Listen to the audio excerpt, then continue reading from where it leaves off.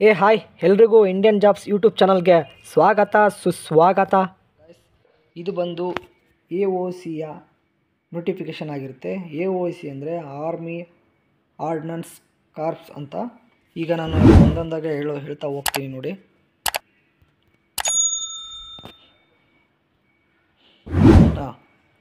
ಈಗ ಫಸ್ಟ್ ನಾವು ಪೋಸ್ಟ್ಗಳು ನೋಡ್ಕೊಂಬೋಣ. ಅಂದರೆ ಪೋಸ್ಟ್ ಯಾವ್ಯಾವ ಪೋಸ್ಟ್ಗಳಿವೆ ಮತ್ತು ರಿಸರ್ವ್ಡ್ ಅಂದರೆ ಈಗ ಕ್ಯಾಟಗರಿ ವೈಸು ರಿಸರ್ವ್ಡ್ ಇರ್ತವೆ ಮತ್ತು ಪೇ ಸ್ಕೇಲ್ ಎಷ್ಟಿರುತ್ತೆ ಅಪ್ ಟು ಸೆವೆಂತ್ ಪೇ ಗಂಟ. ಈಗ ಒಂದೊಂದಾಗಿ ನೋಡೋಣ. ಫಸ್ಟ್ ಒಂದು ಬಂದು ಮಟೀರಿಯಲ್ ಅಸಿಸ್ಟೆಂಟ್ ಅಂತ.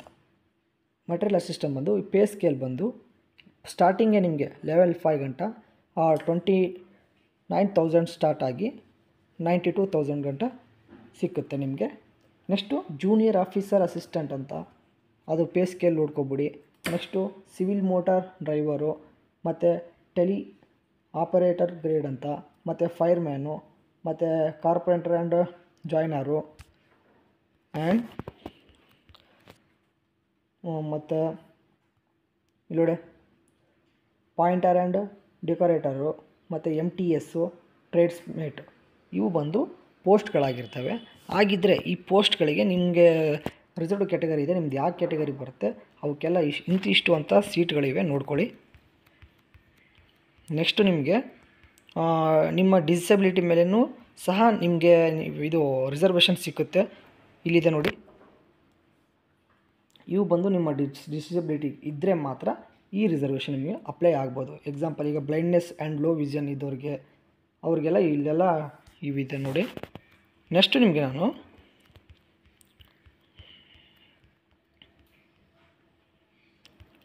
ಇವೆಲ್ಲ ನೋಡ್ಕೊಳ್ಳಿ. ನೆಕ್ಸ್ಟ್ ನಾನು ನಿಮಗೆ ಇವು ಬಂದು ನಿಮ್ಮ ರೀಜನ್ ವೈಸ್ ನಡೆಯುತ್ತೆ, ಅಂದರೆ ನಿಮ್ಮ ಸ್ಟೇಟ್ ಮೇಲೆಲ್ಲ ನೋಡ್ಕೊಳ್ಳಿ. ಇಲ್ಲಿ ನಿಮ್ಮ ಸ್ಟೇಟ್ ಮೇಲೆ ಈಗ ಎಕ್ಸಾಂಪಲ್ ಅಸ್ಸಾಮು, ಇದು ಬಂದು ಈಸ್ಟರ್ನ್ ಮತ್ತು ವೆಸ್ಟರ್ನ್ ಗಾರ್ಡನು, ಇವೆಲ್ಲ ನಾರ್ತಿಯನ್ನು ಮತ್ತು ಸೌತರ್ನು, ಇವೆಲ್ಲ ನಿಮ್ಮ ಸ್ಟೇಟ್ ಮೇಲೆ ಡಿಪೆಂಡ್ ಅಪಾನ್ ಇರುತ್ತೆ. ಈಗ ಎಲಿಜಿಬಿಲಿಟಿ ನೋಡ್ಕೊಳ್ಳಿ. ಎಲಿಜಿಬಿಲಿಟಿ ಕಾಮನ್ ಇದ್ದೇ ಇರುತ್ತೆ. ಅದೇ ಸಿಟಿಜನ್ ಬಗ್ಗೆ, ನೀವು ಇಂಡಿಯನ್ ಸಿಟಿಜನ್ ಆಗಿರ್ಬೋದು, ನೇಪಾಳು ಮತ್ತು ಭೂತಾನ್ ಅವ್ರಿಗೆ ಇವೆಲ್ಲ ನೋಡ್ಕೊಳ್ಳಿ.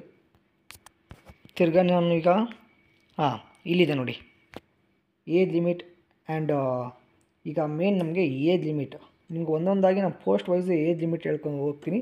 ಹಾಗೆ ನಾನು ಎಜುಕೇಷನ್ ಕ್ವಾಲಿಫಿಕೇಷನ್ ಹೇಳ್ತಾ ಹೋಗ್ತೀನಿ ನೋಡಿ. ಫಸ್ಟು ಬಂದು ಅದೇ ನಾನು ಆಗಲೇ ಹೇಳಿದ್ನಲ್ಲ, ಮಟೀರಿಯಲ್ ಅಸಿಸ್ಟೆಂಟ್ ಅಂತ. ಮಟೀರಿಯಲ್ ಅಸಿಸ್ಟೆಂಟ್ ಬಂದು ಏಜ್ ಲಿಮಿಟ್ ಎಷ್ಟಿರುತ್ತೆ ಅಂದರೆ 18ರಿಂದ 27 ಇಯರ್ಸು. ಆ್ಯಸ್ ವೆಲ್ ಆಸ್ ನಮ್ಗೆ ಗೊತ್ತಿರೋ ಹಾಗೆ ಏಜ್ ರಿಲ್ಯಾಕ್ಸೇಷನ್ ನಮಗೆ ಇದೇ ಇರುತ್ತೆ, ಅಂದರೆ ಕ್ಯಾಟಗರಿ ವೈಸ್ ಇರುತ್ತೆ ನೋಡ್ಕೊಳ್ಳಿ. ಇದಕ್ಕೆ ಏನು ಮಿನಿಮಮ್ ಕ್ವಾಲಿಫಿಕೇಷನ್ ಏನಪ್ಪ ಅಂದರೆ ಗ್ರ್ಯಾಜುಯೇಟ್ ಕಂಪ್ಲೀಟೆಡ್ ಆಗಿರಬೇಕು ಫ್ರೆಂಡ್ಸ್. ಅದು ಡಿಪ್ಲೊಮಾದಲ್ಲಾಯಿತು, ಇಂಜಿನಿಯರಿಂಗಲ್ಲಾಯಿತು, ಗ್ರ್ಯಾಜುಯೇಟ್ ಕಂಪ್ಲೀಟೆಡ್ ಆಗಿರಬೇಕು. ನೆಕ್ಸ್ಟ್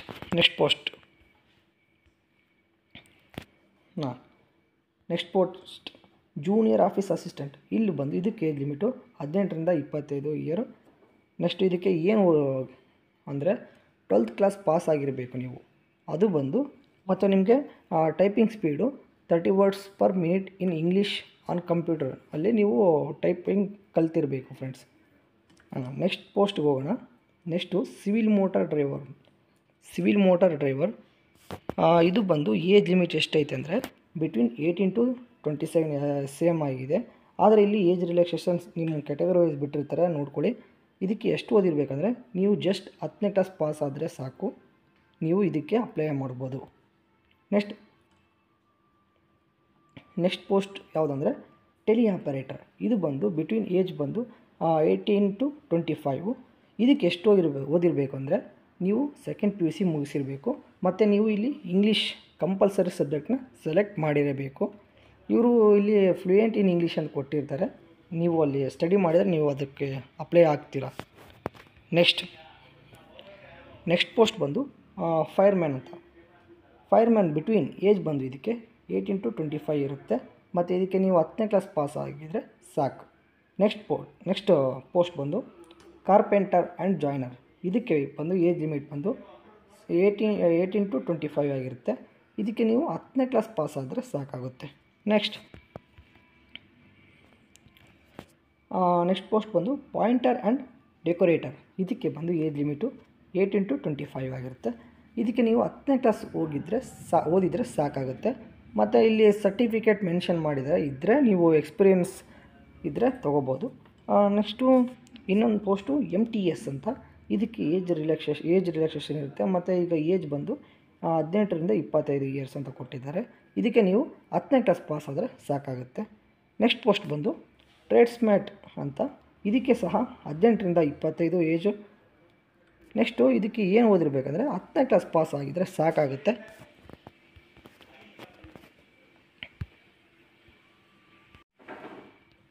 ಈಗ ಏಜ್ ರಿಲ್ಯಾಕ್ಸೇಷನ್ ಬಗ್ಗೆ ಹೇಳ್ತೀನಿ ನೋಡಿ. SC ST ಅವರಿಗೆ 5 ಇಯರ್ಸ್ ರಿಲ್ಯಾಕ್ಸೇಷನ್ ಇರುತ್ತೆ. OBC ಅವರಿಗೆ 3 ಇಯರ್ಸ್, PWBD ಅವರಿಗೆ 10 ಇಯರ್ಸ್, ಅದರಲ್ಲೂ ಅಂದರೆ ಅನ್ರಿಸರ್ವ್ಡ್ ಅವರಿಗೆ. ನೆಕ್ಸ್ಟ್ ಈಗ OBC ಅವರಿಗೆ 13 ಇಯರ್ಸ್ ಇರುತ್ತೆ. ಈ ಥರ ನಿಮ್ಮದು ಇಲ್ಲಿ ಕೊಟ್ಟಿದ್ದಾರೆ ನೋಡಿ, ಕ್ಯಾಟಗರಿ ವೈಸ್ ನೋಡ್ಕೊಳ್ಳಿ ಏಜ್ ರಿಲ್ಯಾಕ್ಸೇಷನ್ನು.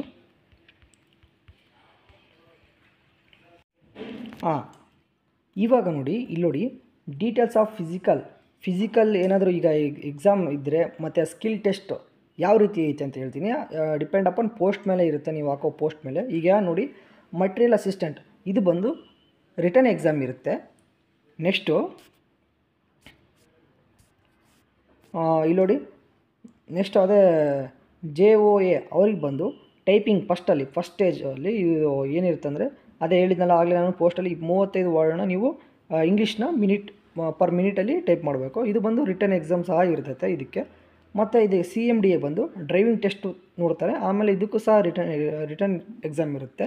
ಮತ್ತು ಟೆಲಿ ಆಪರೇಟರ್, ಇದಕ್ಕೂ ಸ್ಟೇಜ್ 1ಅಲ್ಲಿ ಏನಿಲ್ಲ, ರಿಟರ್ನ್ ಎಕ್ಸಾಮ್ ಪಕ್ಕ ಇರ್ತೈತೆ. ಈಗ ನೋಡಿ ಇಲ್ಲಿ ಫೈರ್ಮನ್ಗೆ ಏನು ಕೊಟ್ಟಿದ್ದಾರೆ, ಫೈರ್ಮನ್ಗೆ ಫಿಸಿಕಲ್ ಕೊಟ್ಟಿದ್ದಾರೆ. ಅಂದರೆ ಹೈಟ್ ವಿತೌಟ್ ಶೂಸ್ ಬಂದು 165 ಸೆಂಟಿಮೀಟ್ರ್ ಹೈಟ್ ಇರಬೇಕು ನೀವು. ಮತ್ತು ಚೆಸ್ಟ್ ಬಂದು 81.5 ಸೆಂಟಿಮೀಟರ್ ಇರಬೇಕು. ಇದು ಎಕ್ಸ್ಪೆಕ್ಟೆಡ್ ಇದ್ದಾಗ 85 ಸೆಂಟಿಮೀಟ್ರ್ ಆಗಬೇಕು. ಮತ್ತು ವೇಟ್ ಬಂದು ಮಿನಿಮಮ್ 50 kg ಇರಬೇಕು. ಇದಕ್ಕೂ ಸಹ ರಿಟರ್ನ್ ಎಕ್ಸಾಮ್ ಇರುತ್ತೆ. ಇದು ಭಾಳ ಕಾಂಪಿಟೇಷನ್ ಆಗುತ್ತೆ. ಏನಕ್ಕೆಂದರೆ ಫಿಸಿಕಲಲ್ಲಿ ನೀವು ಚೆನ್ನಾಗಿರಬೇಕು. ಮತ್ತು ಇನ್ನೊಂದು ಪೋಸ್ಟ್ ಇದೆ ನೋಡಿ ಇಲ್ಲಿ, ಕಾರ್ಪೊರೇಟ್ ಆ್ಯಂಡ್ ಜಾಯ್ನರು. ಇದು ಮೇಕಿಂಗ್, ಇದು ವುಡನ್ ಐಟಮ್ಸ್ ಇವೆಲ್ಲ ನೋಡ್ತಾರೆ. ಇದಕ್ಕೂ ಸಹ ರಿಟರ್ನ್ ಎಕ್ಸಾಮ್ ಇರುತ್ತೆ. ಮತ್ತು painter and decorator, painting wooden, ಅದಕ್ಕೂ ಮತ್ತು ಇದಕ್ಕೂ ಸಹ ರಿಟರ್ನ್ ಎಕ್ಸಾಮ್ ಇರುತ್ತೆ. MTSಗೆ ಸ್ಟೇಜ್ 1 ಏನಿರಲ್ಲ, ಆದರೆ ರಿಟರ್ನ್ ಎಕ್ಸಾಮ್ ಇರುತ್ತೆ. ನೆಕ್ಸ್ಟು ನಿಮಗೆ ಈಗ details of syllabus for return exam ಯಾವ ರೀತಿ ಇರುತ್ತೆ ಅಂತ ಹೇಳ್ತೀನಿ. ಈಗ ನೋಡಿ, ಜನರಲ್ ಇಂಟೆಲಿಜೆನ್ಸ್ ಆ್ಯಂಡ್ ರೀಸನಿಂಗ್, ಇದು ಬಂದು 50 ಕ್ವಶನ್ ಕೊಟ್ಟಿರ್ತಾರೆ. ಮಾರ್ಕ್ಸ್ ಬಂದು 50ಕ್ಕೆ ಇರ್ತೈತೆ. ನೆಕ್ಸ್ಟು ನ್ಯೂಮೆರಿಕ್ ಆ್ಯಪ್ಟಿಟ್ಯೂಡ್ ಬಂದು 25 ಕ್ವಶನ್ಸ್ ಇರ್ತವೆ. ಅದಕ್ಕೂ ಸಹ 25 ಮಾರ್ಕ್ಸ್ ಇರುತ್ತೆ. ಮತ್ತು ಜನರಲ್ ಇಂಗ್ಲೀಷ್ ಬಂದು ಅದಕ್ಕೂ 25 ಕ್ವಶನ್ಸ್ ಇರ್ತವೆ, 25 ಮಾರ್ಕ್ಸ್ ಇರುತ್ತೆ. ಜನರಲ್ ಅವೇರ್ನೆಸ್ ಬಂದು 50 ಕ್ವಶನ್ಸ್ ಇರ್ತವೆ, 50 ಮಾರ್ಕ್ಸ್ ಇರ್ತವೆ. ನಿಮಗೆ ಇಲ್ಲಿ ಡ್ಯೂರೇಷನ್ ಆಫ್ ಎಕ್ಸಾಮಿನೇಷನ್ ಬಂದು 2 hours ಇರುತ್ತೆ ಫ್ರೆಂಡ್ಸ್. ಇದು ಬಂದು ಮೆಟ್ರಿಕ್ಯುಲರ್ ಲೆವೆಲ್ ಸ್ಟ್ಯಾಂಡರ್ಡ್ 10ನೇ ಕ್ಲಾಸ್ದವರಿಗೆ. Next syllabus for second PUC ಇಲ್ಲಿ ಕೊಟ್ಟಿದ್ದಾರೆ.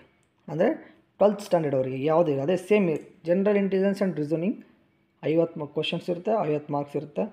ನ್ಯೂಮೆರಿಕ್ ಆ್ಯಪ್ಟಿಟ್ಯೂಡ್ 25 ಕ್ವಶನ್ಸ್ ಇರ್ತವೆ, 25 ಮಾರ್ಕ್ಸ್ ಇರ್ತವೆ. ಮತ್ತು ಇಂಗ್ಲೀಷ್ ಲ್ಯಾಂಗ್ವೇಜ್ ಆ್ಯಂಡ್ ಕಂಪ್ರೆನ್ಷನ್ಸ್, ಇದಕ್ಕೆ ಬಂದು 50 ಕ್ವಶನ್ಸ್ ಇರ್ತವೆ, 50 ಮಾರ್ಕ್ಸ್ ಇರ್ತವೆ. ಟೋಟಲ್ 152ಗೆ 150 ಇರ್ತವೆ. ಇದು ಸಹ 2 ಅವರ್ ಇರುತ್ತೆ. ನೆಕ್ಸ್ಟು ನಿಮಗೆ ಗ್ರ್ಯಾಜುಯೇಟ್ ಅಂದರೆ ಡಿಗ್ರಿ ಲೆವೆಲ್ಗೆ ನೋಡೋಣ. ಡಿಗ್ರಿ ಲೆವೆಲ್ಗೆ ಯಾವ ರೀತಿ ಐತಂತ. Same general intelligence and reasoning same 50 ಕ್ವಶನ್ಸ್ಗೆ 50 ಮಾರ್ಕ್ಸು. ನ್ಯೂಮೆರಿಕ್ ಆ್ಯಪ್ಟಿಟ್ಯೂಡ್ 25 ಕ್ವಶನ್ಸ್ಗೆ 25 ಮಾರ್ಕ್ಸು. ಜನರಲ್ ಅವೇರ್ನೆಸ್ ಬಂದು 25 ಕ್ವಶನ್ಸ್ಗೆ 25 ಮಾರ್ಕ್ಸು. ಮತ್ತು ಇಂಗ್ಲೀಷ್ ಲ್ಯಾಂಗ್ವೇಜ್ ಬಂದು 50ಗೆ 50. ಇದು ಬಂದು ಸೇಮ್ 150 ಮಾರ್ಕ್ಸ್, ಕ್ವಶನ್ಗೆ 150 ಮಾರ್ಕ್ಸ್ ಇರುತ್ತೆ. ಸೇಮ್ ಡ್ಯೂರೇಷನ್ ಬಂದು 2 hours ಇರುತ್ತೆ. ಇದು ಬಂದು ನಿಮ್ಮದು ಸಿಲೆಬಸ್ ಪ್ಯಾಟರ್ನ್ ಆಗಿರುತ್ತೆ. ನೋಡಿ ಫ್ರೆಂಡ್ಸ್, ನಿಮಗೆ ಇಲ್ಲಿ ನೆಗೆಟಿವ್ ಮಾರ್ಕಿಂಗ್ ಇರುತ್ತೆ. ಅಂದರೆ 0.25 marks for each wrong answer. ಒಂದು ರಾಂಗ್ ಪ್ರಶ್ನೆ ಆದರೆ ನಿಮಗೆ ಅಲ್ಲಿ 0.25 ಮಾರ್ಕ್ಸ್ ಕಟ್ ಆಗುತ್ತೆ. ಹಾಗಾಗಿ ನೀವು ನೋಡ್ಕೋಬೇಕಾಗುತ್ತೆ. ಇದು ಬಂದು ಇದು ಬಂದು AOCನ ನೋಟಿಫಿಕೇಷನ್ನ ಫುಲ್ ಮಾಹಿತಿ ಆಗಿರುತ್ತೆ. ಇನ್ನೂ ನಿಮಗೇನಾದರೂ ಡೌಟ್ ಇದ್ದರೆ ಕಮೆಂಟ್ಸ್ ಬಾಕ್ಸಲ್ಲಿ ಕಮೆಂಟ್ಸ್ ಮಾಡಿ. ಈ ವಿಡಿಯೋ ಇಷ್ಟವಾದರೆ ಲೈಕ್ ಮಾಡಿ. ವಿಡಿಯೋ ನೋಡಿದ್ದಕ್ಕೆ ಧನ್ಯವಾದಗಳು.